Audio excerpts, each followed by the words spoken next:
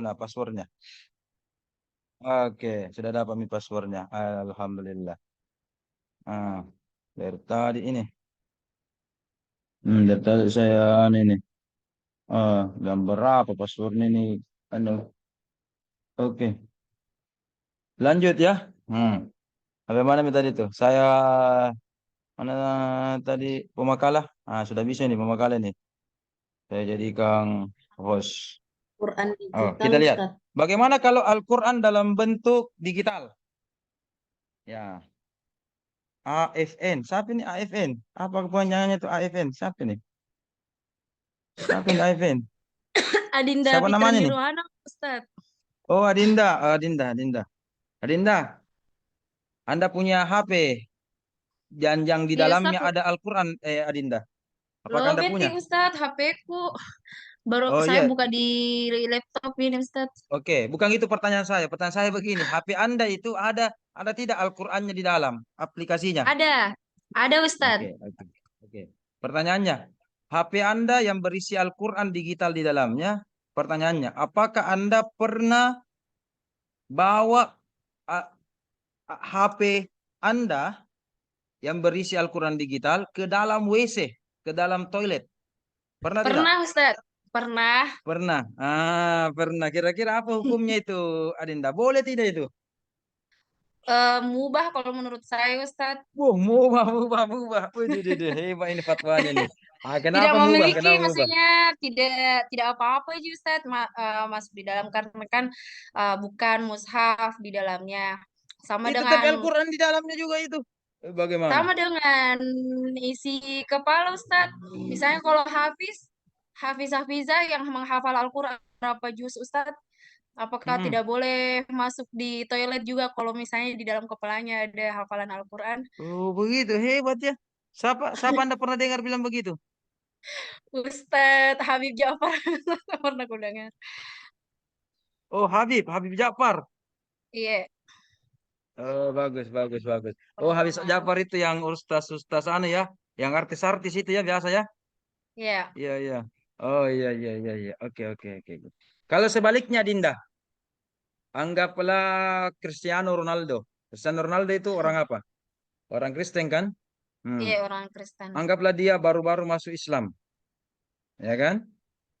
Tidak ada Al-Quran di dalam otaknya Cristiano Ronaldo ini dan Rossi, Iya, ya itu dan Messi bahkan ya masuk Islam misalkan, tidak iya, menghafal, tidak ada, walaupun Bismillah dia tidak tahu, biar iya. lepu batasa tidak tahu, ya kan? Kemudian dia masuk WC, saking cintanya kepada Islam misalkan, dia pakai kaosnya itu tertulis Allah atau Muhammad dalam bentuk bahasa Arab.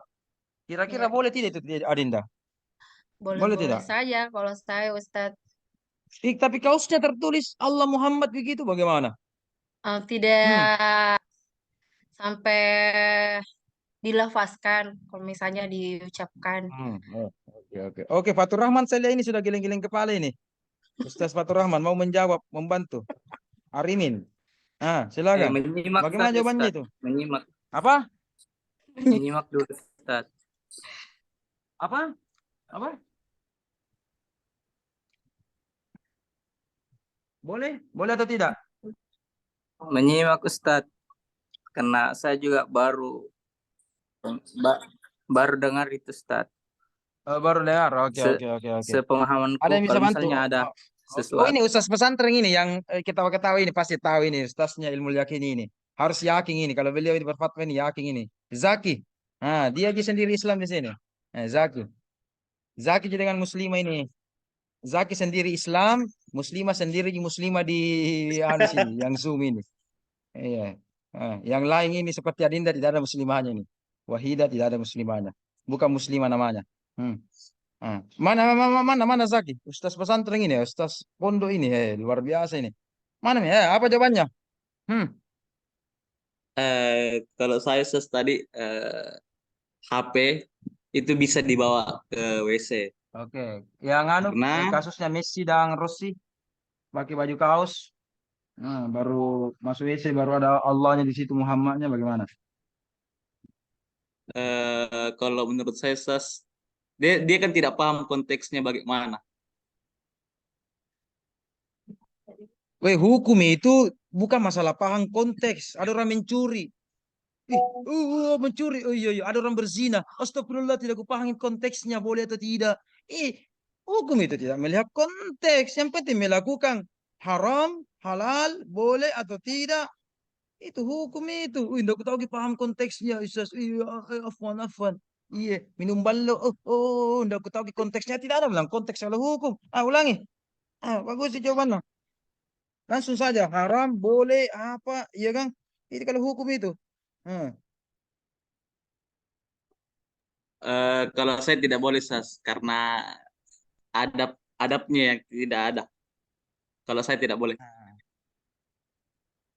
Eh, ada Nabi itu punya cincin. Nabi itu punya cincin bertuliskan Muhammadur Rasulullah. Dengar ini Adinda ya. Cincinnya Nabi bertuliskan sekaligus menjadi stempelnya ya. Nah, oke, oke. Oh, kebetulan juga saya pakai cincin ini ya. Itu tertulis Muhammadur Rasulullah. Muhammadur Rasulullah tertulis cincinnya.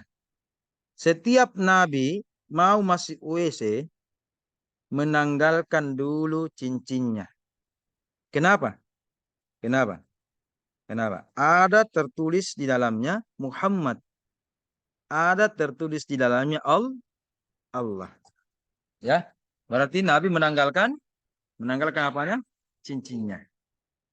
Yang jawabannya tadi Adinda berdasarkan Habib Ja'far itu benar. Kalau Al-Quran itu tadi ini ya, dipikir ya, di otak. Makanya saya tadi kategori berapa itu yang di otak? Kategori 2 kan? Itu. Di otak tidak apa-apa. Yang di otak tidak apa-apa. Oke? Betul. Tetapi di WC itu jangan bacakan Al-Quran. Ya kan? Jangan nampakkan Al-Quran. Jangan bawa mushaf Al-Quran. Kalau Al-Quran itu dua macam. Ada yang memakruhkan, ada yang membolehkan. Yang penting kalau yang membolehkan, saya sempurnakan ini, jangan terbuka aplikasi Anda. Jangan terbuka aplikasinya. Mana ini Al-Quran ini? Ini kentar ya. Ya, jangan ketika masuk WC terbuka aplikasi Al-Qur'annya. Ya, kalau terbuka berarti nampak. Sama dengan itu tadi baju, sama dengan cincin tadi nampak. Ya, ini jangan dinampakkan. Nah, ini sesuai dengan pertanyaannya tadi itu Rozi. Karena Anda bertanya, mana mi Rozi itu? Dia bertanya baru dia hilang. Ya Ustaz. Mana orangnya? Iya, oke. Ada Ji. Iya kan? Kalau dinampakkan, makanya jangan buka aplikasinya. Oke? Dari dalam bentuk soft file. Soft file. Sama dengan Al-Quran Anda.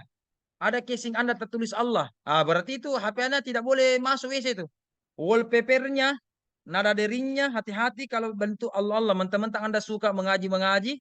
Ya kan? Baik kalau silent, berarti tidak kedengaran suaranya. Ya, wallpapernya Allah, screensavernya Allah. Ya kan? Kondomnya, resimnya, silikonnya juga ada terus Allah. Masuk WC itu yang dilarang. Itu yang dilarang. Ya kan? Karena itu simbol-simbol, itu bahaya itu simbol-simbol, ya. Bahaya itu simbol-simbol, makanya, jangan dulu, suara saya kedengaran atau tidak ini? Saya lihat, bagus nih. Iya, Ustaz, kedengaran. Ya, Kedengaran, iya, Ustaz. putus. Iya. Kedengaran, Ji. Alhamdulillah. Begitu, ya. Jadi Al-Quran yang dicetak oleh Toha Putra Indonesia, Cordova, bahkan sampai di Madinah, di Turki, di Amerika, itu Al-Quran itu, oke, Al-Quran itu lembarannya tidak bersifat mujizat.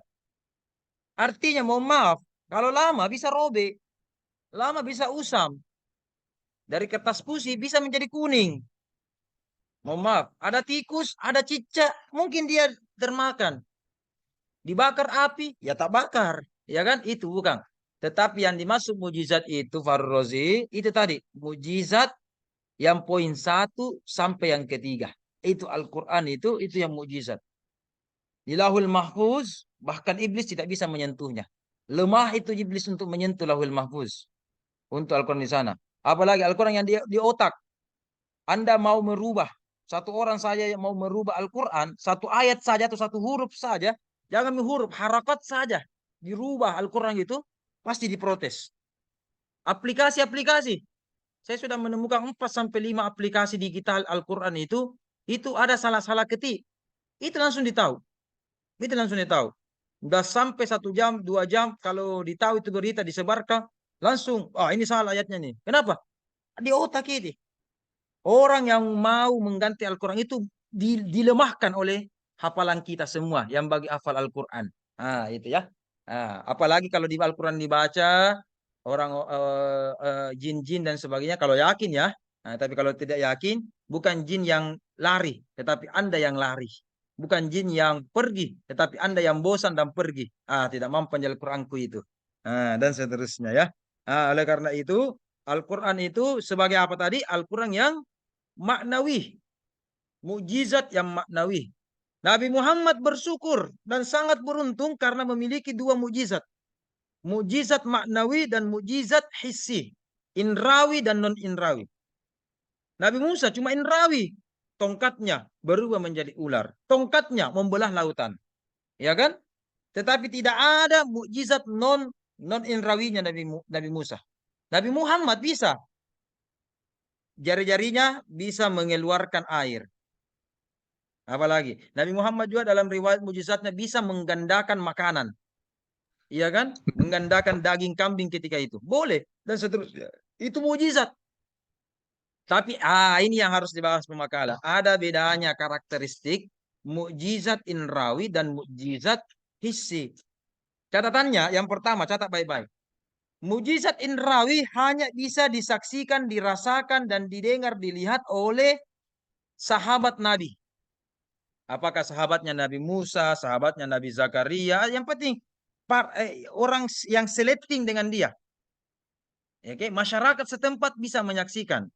Ya, itu inrawi. Kalau yang non inrawi bisa merasakan mukjizatnya, baik yang semasa maupun generasi pelanjut. Seperti Al-Quran. Al-Quran turun kepada Nabi, sahabat saksikan sebagai mukjizat. Kita sekarang sudah 14 tahun, 14 abad turunnya Al-Quran, masih merasakan mukjizatnya itu Al-Quran. Ya, mukjizatnya itu Al-Quran. Itu ya. Itu subhanallah. Berarti inrawi itu dirasakan hanya yang sezaman, sementara non inrawi apa? Dirasakan oleh sezaman dan generasi-generasi berikutnya. Inrawi itu terbatas. Waktunya, masanya, dan tempatnya terbatas. Misalkan terbelahnya Sungai Nil. Ya sungai Laut Merah. Cuma di Laut Merah saja perbatasan antara Mesir dengan Arab Saudi. Cuma situ saja. Waktunya juga itu sebelum Masehi.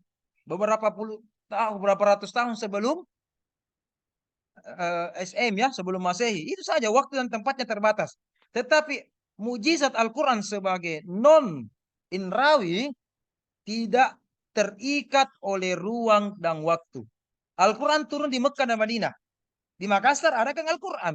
Di Kanada ada juga Al-Quran. Betul kan? Iya kan? Di Inggris ada juga Al-Quran. Berarti orang Inggris, orang Kanada, orang Makassar bisa merasakan mukjizat Al-Quran ini. Kenapa tadi? Oke. Tidak terikat oleh ruang dan waktu. Sementara mukjizat yang apa tadi? Inrawi. Terikat oleh ruang dan waktu. Itu ya. Itu catatannya ya. Tapi ingat. Semua mukjizat itu syaratnya ada beberapa. Yang pertama. Mukjizat dikatakan mukjizat kalau dia kuat. Itu pada yang pertama. Ya. Karena dia melemahkan. Bagaimana mau melemahkan orang lain kalau dia lemah? Ya kan dia harus kuat. Yang pertama. Yang kedua. Mukjizat dikatakan mukjizat kalau menantang orang lain. Ini Al-Quran sudah ditantang loh. Orang musyrik. Orang kafir. Ya. Ditantang buat Al-Quran. Satu Al-Quran 30 juz. Tidak mampang. Setengah anamu. Sebagianmu. Tidak mampang. Satu surah mau buat Al-Quran. Tidak ada juga mampu. Satu surah saja ya. Coba tantang. Tidak ada yang berhenti. Berarti ada tantang. Iya kan? Kita tadi bicara tentang PSM. Kalau PSM mau juara, namanya juara bertanding lah. Kita lihat apakah dia jago atau tidak. Bertanding. Namanya pertandingan. Ditantang dengan lawannya. Persija. ya kan? Borneo dan sebagainya. Ini ditantang. Nah, Anda juga, Al-Quran juga coba beda, ditantang. Coba. Al-Quran ini diciptakan oleh Allah. Coba orang kafir Quraisy tantang ini, buat juga. Nah, dan yang ketiga ini, mujizat dikatakan mujizat kalau sesuai dengan kehebatan dan latar belakang orang setempat. Kenapa itu Nabi Isa mujizatnya bisa menghidupkan orang? Saya mau tanya Miftahudin. Miftahudin. Oh, Miftahudin. Kenapa itu mujizatnya para nabi beda-beda? Misalkan Nabi Isa bisa menghidupkan orang, iya kan? Kenapa bisa itu Miftahudin? Nabi Musa ular lagi bisa. Tongkat menjadi ular. Kenapa tidak sama semua mujizatnya ke semua nabi? Iya kan? Kenapa Ter- mujizat nabi beda-beda? Apa tergantung Miftahudin? Apa syarat? Kenapa bisa itu? Kenapa Nabi Isa mujizatnya bisa menghidupkan orang? Kenapa bukan ditukar ki? Dibalik ki? Iya, Mujizatnya Nabi Musa nambah ke Nabi Isa, Nabi Isa nambah ke Nabi Musa. Kenapa kira-kira Miftahudin? Coba. tergantung kebutuhan kebiasaan masyarakat ya, Ustaz. Latar belakangnya Ustaz. Itu tadi clue yang saya kasihkan. Ya, Tergantung keahlian, bukan hanya kebutuhan atau kebiasaan, keahlian mentong. keahlian. Apa jagonya itu masyarakat pada masa Musa? Yang jago di situ Eh, adalah para sihirnya dengan harus magicnya, ya. ya. Maka ditantang mereka. Kalau Anda betul-betul punya sihir yang mumpuni, coba kalahkan. Anda punya dari tali menjadi ular kecil, coba kalahkan Nabi saya, kata Allah. Tongkat menjadi ular raksasa. Iya kan? Maka apa yang terjadi? Yang pertama masuk Islam bukan Fir'aun, tetapi tukang sihirnya. Wah, hebat ini ya. Nabi Musa kan? Nabi Isa. Yang keahlian umat Nabi Isa ketika itu adalah medis. Apa? Medis. Sudah jago mengobati Bani Israel, pada zaman Isa ketika itu. Menyembuhkan panas, flu, ya kan? Iya kan? Itu biasa itu. Ada yang patah tulang, disembuhkan. Mereka sudah bisa mengobati ramuan-ramuannya itu sudah canggih. Ya, walaupun mungkin apa sekarangnya istilahnya? Obat herbal ya, istilahnya kalau sekarang obat herbal. Tetapi tidak ada kemampuan medis bagi mereka yang bisa ya orang buta bisa melek, ya kan? Orang mati bisa hidup, tidak ada. Maka mereka takjub, wih, medis apa ini? Ilmu kesehatan apa? Ilmu farmasi apa yang dimiliki Nabi Musa ini? Orang mati bisa hidup, orang buta langsung bisa melihat. Ah, maka mereka takjub semua. Oleh karena itu, ah, bagaimana dengan Nabi Muhammad, Wahidah? Wahidah, bagaimana Nabi Muhammad? Apa kehebatannya, keahliannya umatnya Nabi Muhammad di Mekah Madinah ketika itu? Ah, apa? Ya, kalau tidak salah Ustadz, Nabi Muhammad itu diberikan mukjizat berupa Al-Quran yang memiliki Ya, uslub ya, dan apa keahliannya orang Arab ketika itu? Kenapa Nabi syair, Muhammad syair diberikan Ustadz. Al-Quran? Apa keahliannya? Apa? Syair Ustadz, kan orang-orang Arab Ah, pada zaman itu pada jago-jago syair ya, Ustadz. syair itu umum ya, khusus ya, yang benar, yang tepat itu ahli bahasa. Iya Ustadz. Ahli bahasa ya, ahli sajak, ahli cerita, ahli linguistik lah, humaniora, ya, ahli humaniora.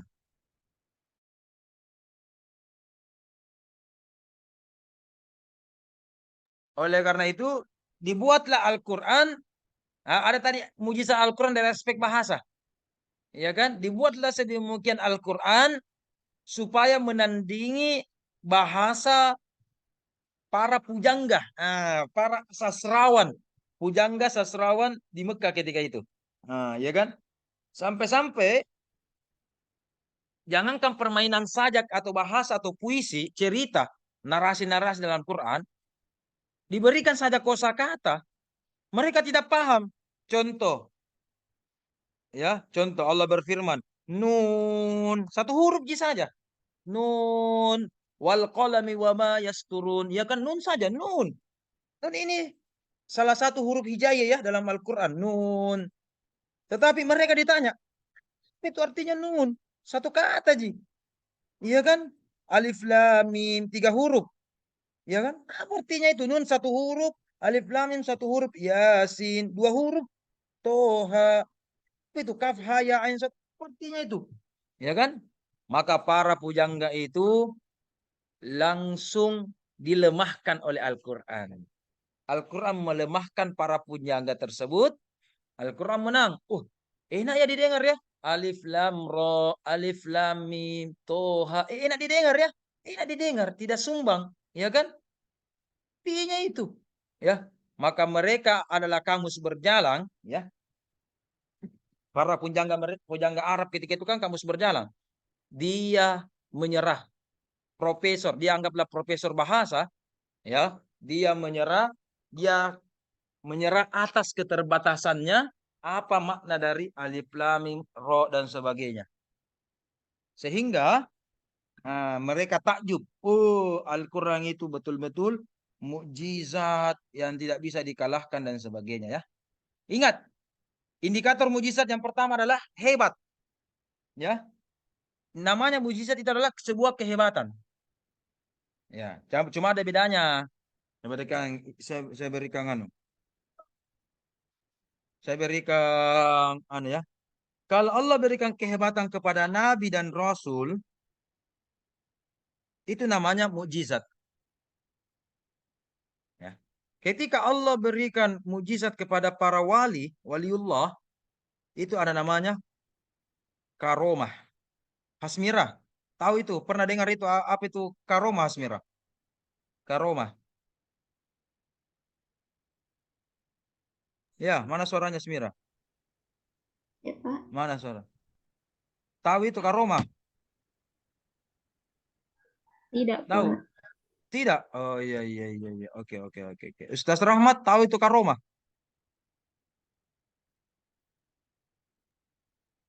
Ustaz Rahmat, Rahmat Faisal, tahu itu karomah? Mungkin kekhususan Ustaz yang diberikan pada wali.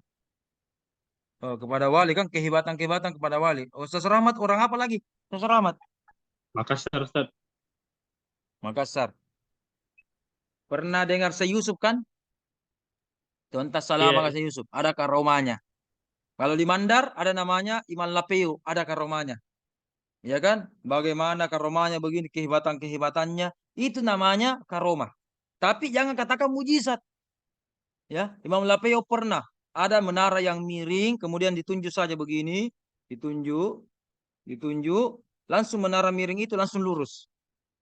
Ya, harusnya mungkin jatuh. Tetapi dengan izin Allah. Allah berikan karomah. Tidak jatuh. Bahkan kembali lurus. Ditunjuk saja begini, ditunjuk saja, ditunjuk. Itu namanya karomah.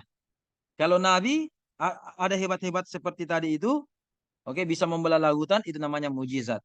Wali karomah. Apalagi kepada siapa lagi? Kepada orang Muslim secara umum. Kalau ada kehebatan-kehebatan yang Allah titipkan kepada dia, itu namanya ilham. Makanya anak pertamanya Habibie itu namanya Ilham. Karena saya ketahui itu Habibie itu mendapatkan teori tentang rumus keretakan sayap itu dia dapat ilham ketika setelah salat tahajud, di waktu tahajud. Nah, itu ilham. Anda langsung mendapat inspirasi ilham. Bagaimana kalau orang kafir atau non-muslim? Non-muslim. Itu namanya apa? Kalau ada kehebatan-kehebatan yang Allah berikan titipkan kepada dia, ya kan? Thomas Edison, penemu listrik dan sebagainya. Itu inspirasi namanya. Kehebatan dalam bentuk inspirasi. Ada bahkan Allah berikan kepada makhluk lain, hewan atau binatang. Kira-kira apa namanya? Kalau Allah berikan kepada binatang, itu namanya ya kan? Itu jadi beda-beda, beda-beda setiap itu kehebatan. Ya, mujizat-mujizat. Oke. Saya mau tes-tes dulu. Nggak tahu di semua mujizat-mujizat kepada Nabi kah? Saprullah. Apa mujizatnya Nabi Zakaria? Saprullah. Nabi Zakaria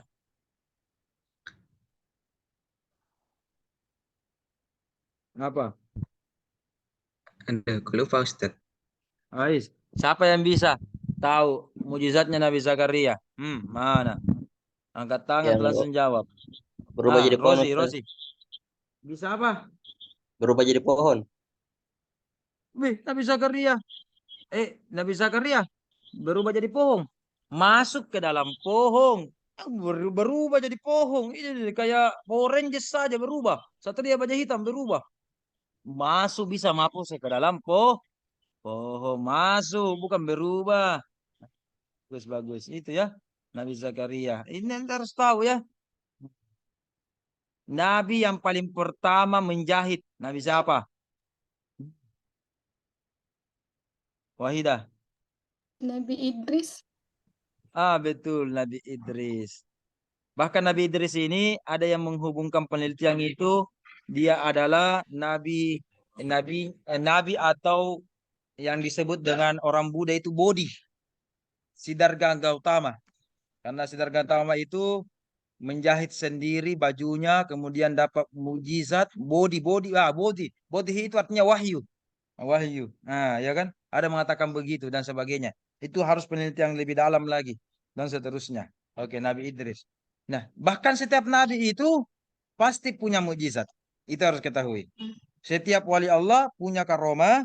Seorang muslim mungkin dapat ilham, dapat inspirasi, dan dapat insting dari Allah Subhanahu wa taala. Dan seterusnya. Ya, mungkin ada lagi ingin bertanya tentang mujizat. Coba.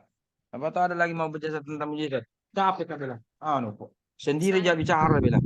Saya Ustaz. Ada yang mau bertanya? Silakan. Siapa? Demis Tamuddin. Ya. Assalamualaikum warahmatullahi wabarakatuh. Terima kasih atas kesempatan yang diberikan. Jadi menarik apa yang telah disampaikan panjang lebar oleh Ustadz kita mengenai mujizat. Saya ingin bertanya tentang mujizat Ustadz. Kenapa kitab-kitab Nabi sebelum Al-Quran itu tidak dikatakan sebagai mujizat, Ustadz? Oke. Terus kalau tidak dikatakan sebagai mukjizat, tugasnya sifatnya untuk apa, Ustaz? Oke, kita ya. Oke, yang pertama, ini Anda harus tahu dulu ya dalam agama ya. Kalau pertanyaannya Miftahuddin kenapa? Ya, Miftahuddin kenapa? Maka jawaban saya cuma satu. Wallahu a'lam bissawab. Allah saja yang tahu. Ya. Kenapa itu orang kalau sholat berdiri dulu, baru ruku, itidal, sujud, 4 rakaat, 3 rakaat. Ingat. Kalau Anda bilang kenapa, jawaban saya cuma satu. Wallahu a'lam bissawab. Allah saja yang tahu. Tetapi kalau Miftahuddin ubah pertanyaannya, apa hikmahnya? Ya kan? Apa hikmahnya? Kalau hikmah itu ulama-ulama kita sudah menjawab. Bisa mengambil ayat, hadis atau mengambil akal pikirannya, ijtihad, kira-kira berpikir, bertadabbur dengan Al-Qur'an, kira-kira apa hikmahnya ya? Jadi jawabannya pertanyaan Ustaz Miftahuddin apa? Kenapa? Kalau begitu jawaban saya cuma satu. Wallahu a'lam bishawab. Kecuali Anda rubah dengan apa hikmahnya, mungkin kita akan kaji. Apa hikmahnya kira-kira? Namanya hikmahnya itu adalah pendapat-pendapat ulama kira-kira apa. Tetapi yang paling tahu alasannya cuma Allah.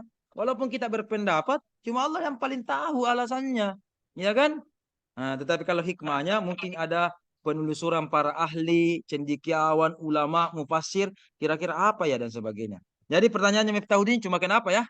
Itu saja pertanyaannya. Kalau begitu saya hanya bilang wallahu a'lam bishawab. Atau mau rubah pertanyaannya?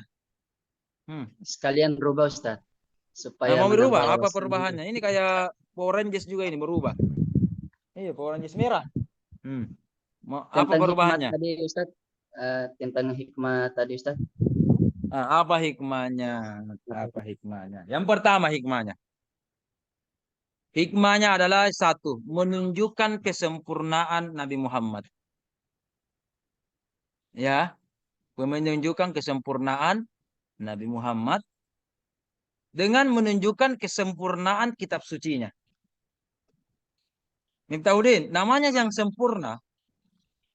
Kalau sempurna itu kira-kira ditambahi tidak? Atau dikurangi atau tidak? Namanya sempurna Miftahudin. Tidak Ustaz, tidak ditambah, tidak dikurang. Kalau kitab Zabur sudah sempurna, buat apa ada Taurat? Taurat sudah sempurna, buat apa ada Injil? Injil sudah sempurna, buat apa ada Al-Quran? Namanya sempurna kan? Anggaplah makalah Anda sempurna. Tidak usah revisi kalau begitu. Iya kan? Tapi kalau banyak kekurangan ya revisi. Nah, iya kan? Namanya karena banyak kekurangan atau bukan kekurangan lah. Saya tidak berani kalau kitab suci dikatakan kekurangan. Saya hanya mengatakan keterbatasan. Ya, saya ulang, keterbatasan. Sama kalau ada ulama, jangan bilang ulama itu kekurangan ulama ini, jangan begitu. Kita ini bukan ulama. Ya kan kita baru. Ya kan bukan ulama ya. Tapi apa? Ubaru. Lihat istilah saya ini Fatur. Lihat lebar itu Fatur istilah saya. Ya kan? Oke, lanjut. Jadi bagaimana? Udah lanjut. Keterbatasan ya? Keterbatasan. Maka kitab suci itu pasti ada keterbatasannya. Namanya keterbatasan perlu dilengkapi dan perlu disempurnakan atau bahasa kita ya, akademik revisi ya. Sesuai dengan perkembangan zaman.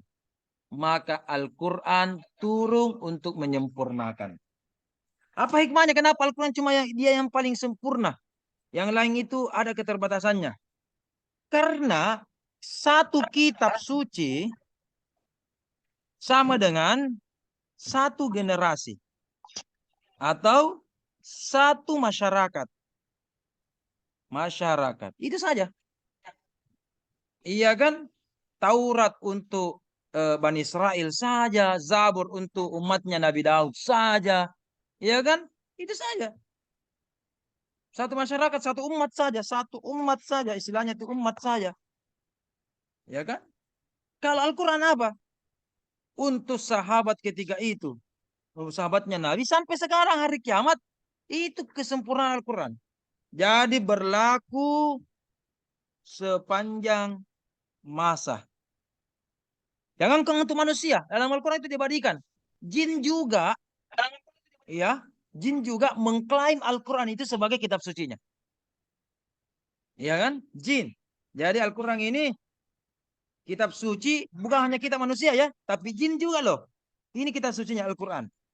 Tidak sedikit itu jin pada masa Rasul, jin Muslim ikut juga mendengarkan.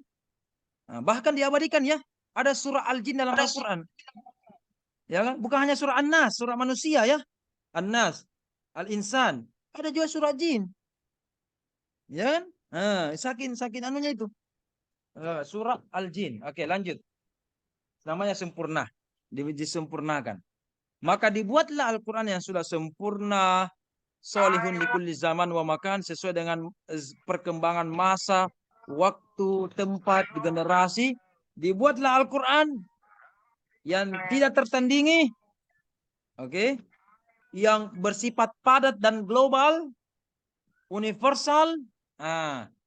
Dan Al-Quran, Allah dalam hal ini Allah menunjuk untuk menopang kemujizatannya dengan bahasa apa? Bahasa Arab. Dari jutaan bahasa yang ada, Allah menunjuk bahasa Arab. Bahasa Arab. Allah menunjuk bahasa Arab. Sarwan. Kenapa kira-kira Sarwan? Untuk melengkapi kemujizatan Al-Quran. Kalau bahasa-bahasanya lain kan bahasa Ibrani. Ya kan? Bahasa non-Arab ya. Kenapa kira-kira Sarwan?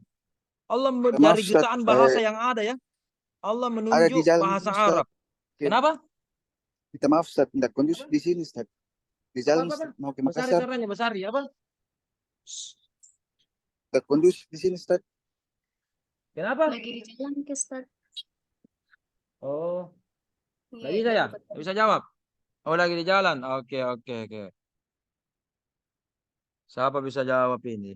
Muslimah. Muslim ini sudah senyum-senyum dari tadi ini. Mungkin mau bertanya ini. Tinggal dipersilahkan. Silakan muslimah. Kenapa? Kenapa? Kenapa, Pak? Menunjuk Al-Quran itu menunjuk bahasa Arab. Kenapa muslimah? Atau ada Wahidah, Wahidah. Ah, Wahidah ini sudah goyang-goyang mulutnya ini. Berarti mau Maaf, menjawab Ustaz, ini. baru aktif mikrofonku. Oh ya, kenapa Kenapa, muslimah? Ustaz? Kenapa Al-Quran Saya disuruh melengkapi bertanya, atau kemujizatannya itu disuruh memilih menjawab? bahasa Arab? Kenapa bahasa Arab? Kenapa bukan bahasa Bugis? Iya kan? Bahasa Palopo. Iya kan? Ah, kenapa? Kalau menurut saya, Ustaz, karena Hmm. bahasa Arab adalah bahasa yang dipakai di zaman itu. Coba misalnya itu ada tonji Persia di sampingnya. Iya kan? Di zaman itu juga. Iya kan, pada waktu itu pasti bersamaan orang satu dunia, satu bumi menggunakan bahasa masing-masing. Iya kan? Kenapa? Kenapa bahasa Arab? Allah pilih bahasa Arab.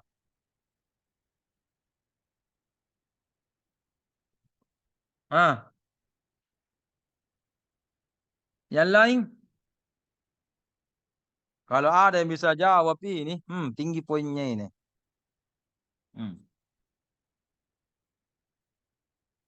Wahidah, Fatur Rahman, Saprullah, Dipa, Miftahuddin, Rozi, Zaki, Asmira, Iya, Adinda, mungkin Ustaz karena Syakila, Wahidah, Wahidah karena jawab. Silakan Syakila, Wahidah.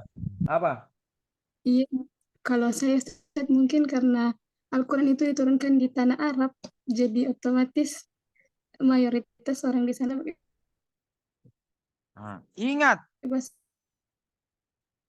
di Arab itu dimengerti oleh atau orang-orang Timur Arab. Tengah ya secara umum ya, itu ada namanya bahasa Ustaz, kali ini saya tahu Ustaz, tapi Semitik. Semitik. Ya. Itu berasal dari kata Sam atau Sam. Sam itu adalah salah satu anak dari Nabi Nuh. Nabi Nuh alaihissalam. Maka secara penelitian, anaknya Nabi Nuh yang berketurunan di daerah Timur Tengah termasuk di Arab secara umum, itu dikatakan bahasanya anaknya Sam. Semitik namanya. Bahasa Sam ya. Termasuk di dalamnya bahasa Arab. Satu rumpun ini ya. Bahasa Persia. Termasuk bahasa Ibrani. Putus-putus. Dan lain-lain. Sama kalau kita bilang ya. Bahasa Melayu. Melayu kan itu melahirkan dua bahasa. Bahasa Malaysia dan bahasa Indonesia. Itu semua satu rumpun. Arab juga satu rumpun. Itu mungkin sudah benar tapi belum tepat. Sedikit lagi. Oke, bahasa Arab. Kenapa nih Allah turunkan itu? Di Arab. Oke. Nabi Muhammad turun di Arab Saudi. Oke. Iya. Di Mekah, Madinah. Oke. Kenapa memang Allah sengaja kasih bahasa Arab gitu Mekah, Madinah? Kalau Allah mau Mekah, Madinah nak kasih bahasa Persia atau nak kasih bahasa Cina. Ya kan kalau Allah mau kan? Boleh saja kumpaya kunci. Allah kan Allah yang atur gitu. Iya kan? Dan seterusnya. Apa kira-kira? Karena yang pertama ketelitian, kepadatan, ya, apalagi kekayaan kosakata bahasa Arab dibanding bahasa lain.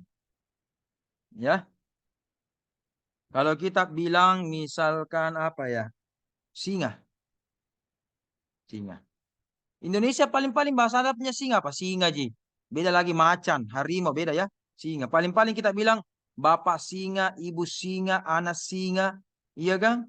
Kalau di Arab itu 100 lebih gampang itu. Bahasa Arabnya khusus singa. Ya.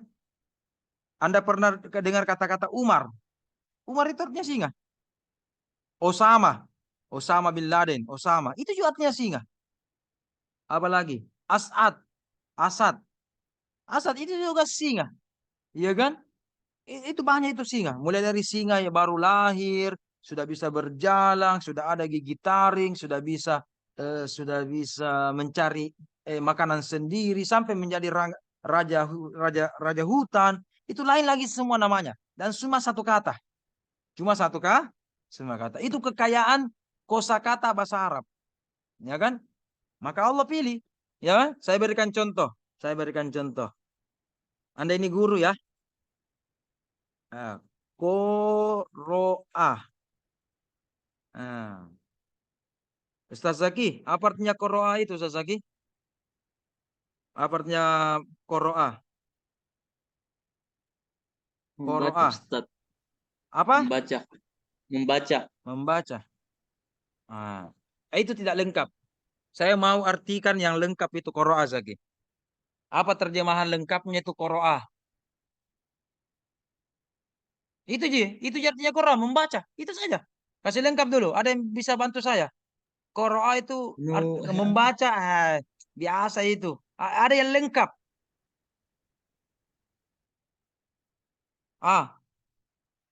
Mau terjemahan lengkapnya itu koroah begini. Itu 5 sampai 6 kata itu. Dia. Dia.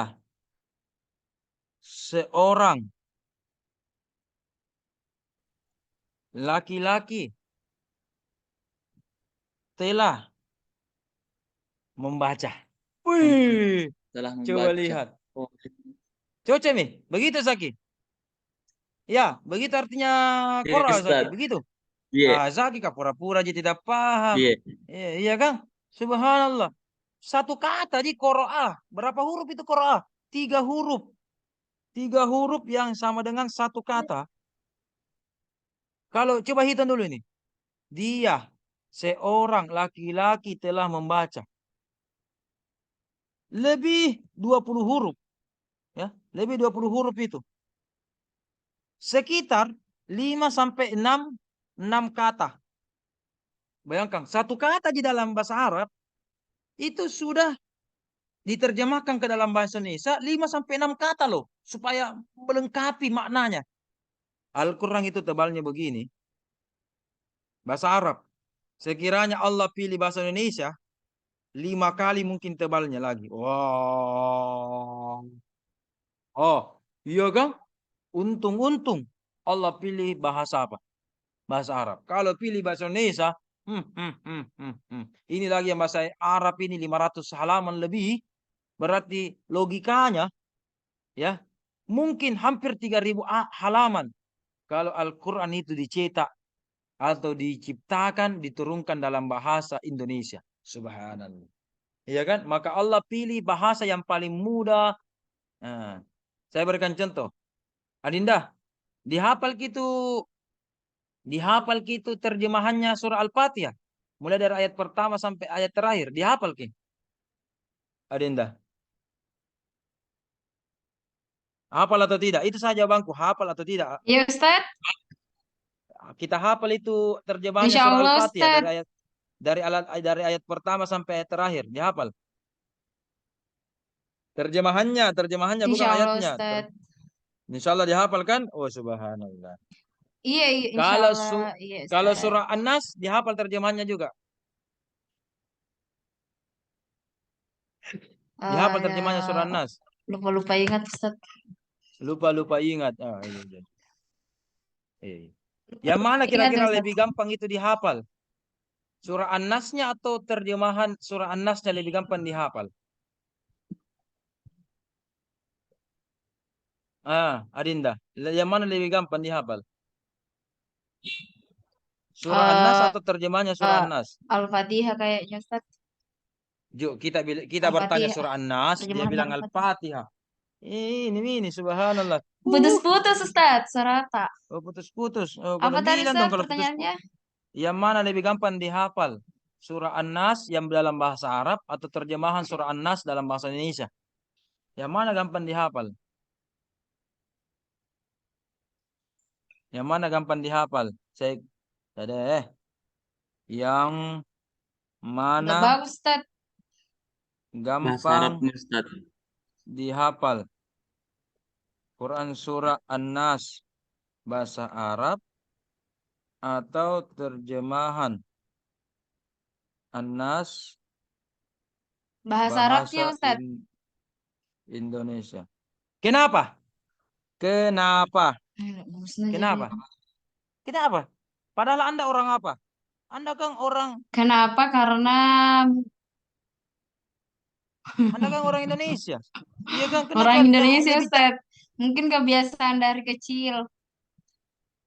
Oh, kalau Kebiasaan dari kecil kebiasaan saya mungkin, nanti akan Ustaz. teks. Saya suruh Ya. hafal hadis bahasa Arab. Saya nanti suruh juga hafal terjemahan hadis bahasa Indonesia.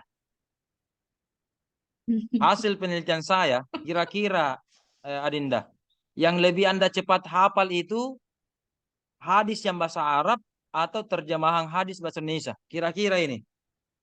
Kalau saya sudah tahu jawabannya. Saya juga ini Terjemahan masih hadis. mengajar di SMP. Saya mengajar di SMP, pesantren. Jadi Terjemahan saya sudah hadis, tes-tes ini. Ustaz. Yang bahasa Arab.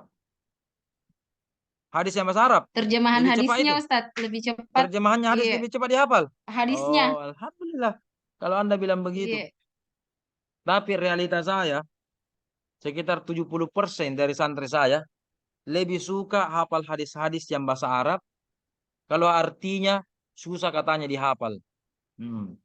Mungkin Adinda ini termasuk yang 30%. Tetapi penelitian saya itu lebih 70%. Lebih gampang orang menghafal yang bahasa Arab.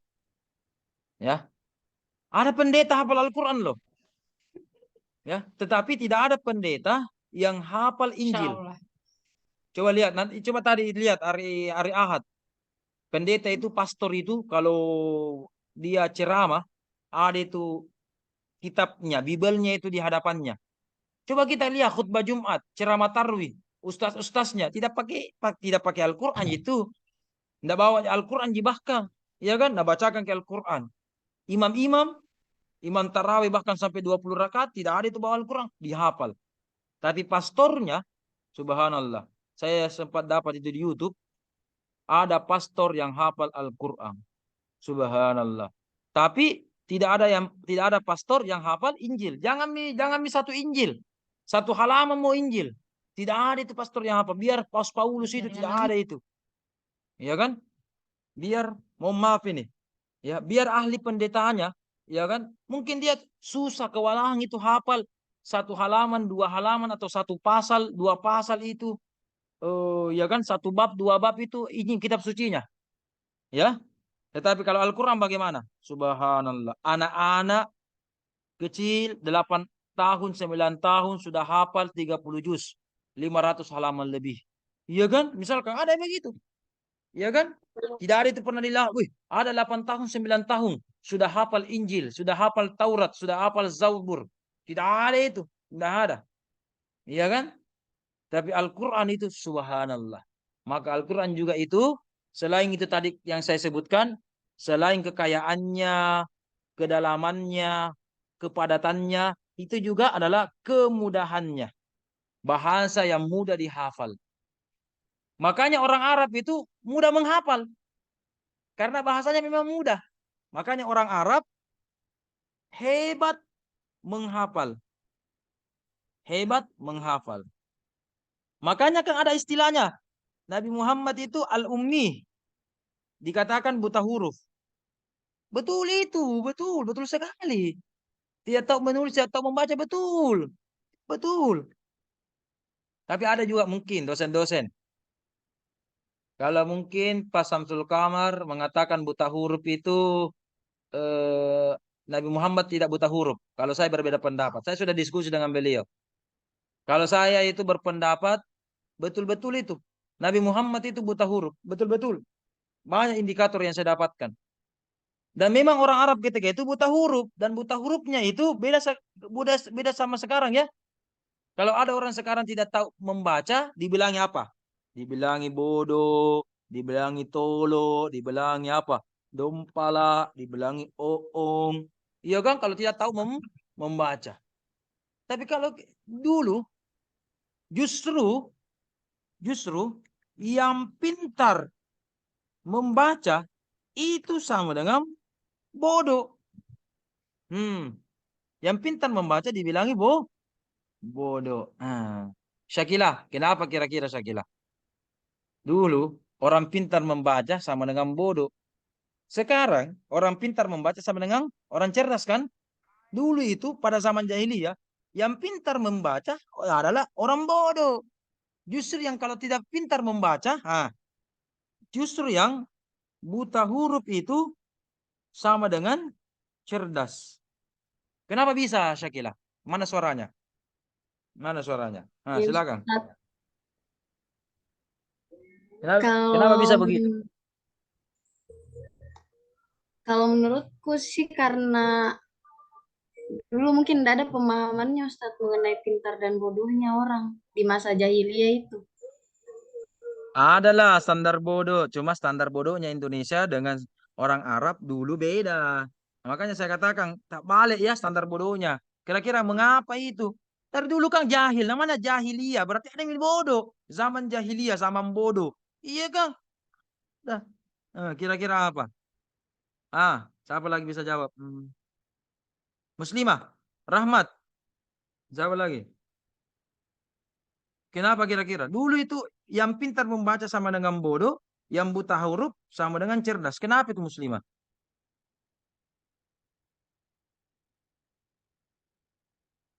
Mana suaramu? Ini suaraku.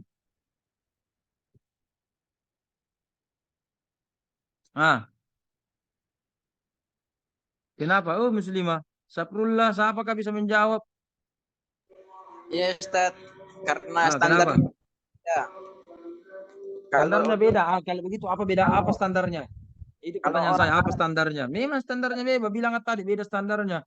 ya, Apa standarnya paling? standar kepintarannya orang Arab dulu itu bukan tentang sekedar membaca, tetapi orang-orang yang sudah ahli dalam syair itu menjadi standar kepintaran di sana.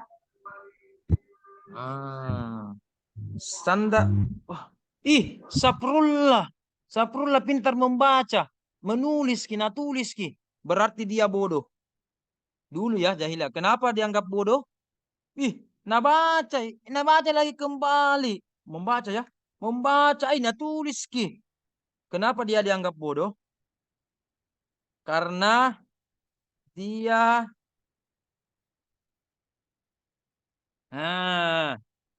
saya tulis. Karena dia tidak hafal. Saya tidak usah baca lagi. Tidak usah juga tulis. Maka dia cerdas orangnya. Kenapa? Langsung hafal. Iya kan? Langsung hafal. Satu kali dengar, langsung satu kali hafal. Itu standar kecerdasan dulu. Oke? Iya kan? Tulis ki. Nabaca. Iya kan? Ustaz Saprullah, Ustazah Muslimah ada baca, tulis ki lang. Nalihat ki catatannya. Berarti tidak hafal ki, bodoh ki. Anak hafal ki. Buat apa kami nulis? Buat apa ku baca? Tanya mak, apa? Langsung ku hafal. Itu kecerdasannya memang orang Arab dulu. Satu kali dengar, satu kali hafal. Makanya tidak khawatir Imam Syafi'i begini, Imam apa? Betul itu memang. Betul.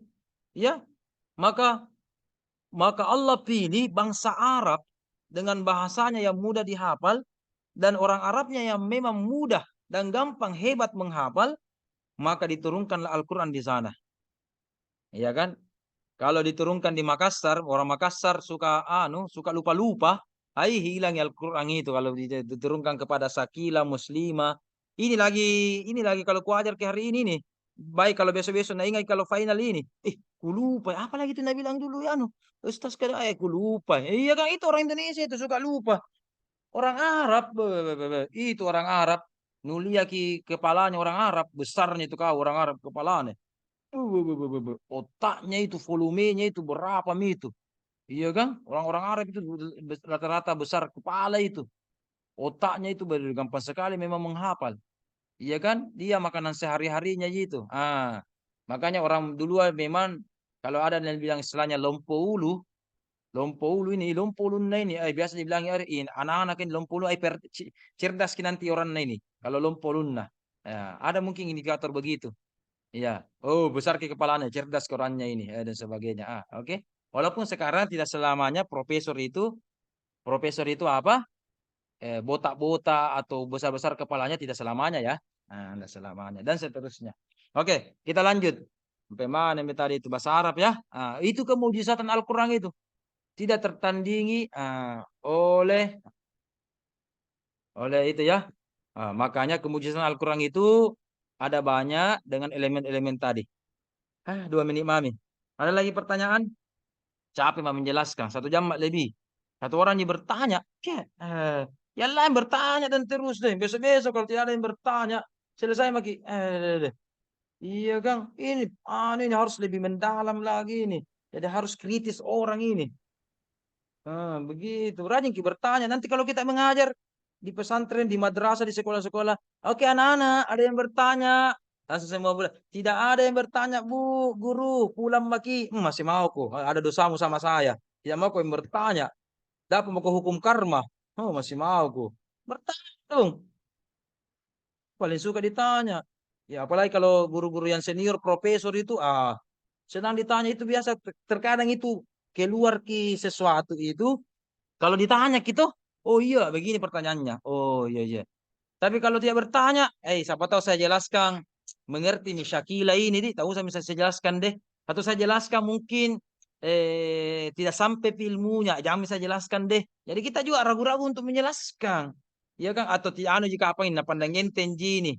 Atau mungkin saya kasih doa-doa baca-baca. Ya kan? Bagi John Lowers di sini, ya kan?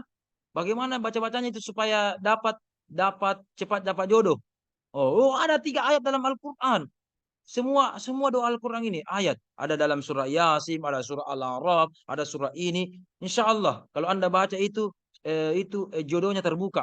Ya kan? Kalau ada yang bertanya ya. Tapi kalau tidak ada bertanya, tidak saya kasih tidak saya kasih. Ya kan? Berarti tidak butuh Ji. Dipandang enteng Ji. Ya kan? Misalkan begitu. Ya kan? Dan seterusnya. Maka diawali dengan apa? Pertanyaan. Sudah deh. 1/2 menit Mami udah habis waktu. Capek Mak. Iya, Tidak ada yang tanya kecuekin Mak. Hapus nomorku. Blokir Mak dari grup kalau begini. Dicuekin ya. Sudah Mi. Sudah dibikinkan Zoom dan sebagainya. Sudah Mi. Capek Mak. Lapar Mak. Makan dulu maksi sebentar dulu ini. Lama-lama pikir di mall sebentar ini pergi makan siang ini kalau begini. Supaya tambah gizi. Sudah Mi? Oke, masih ada? Cukup ya? Oke, silakan moderator, tutup.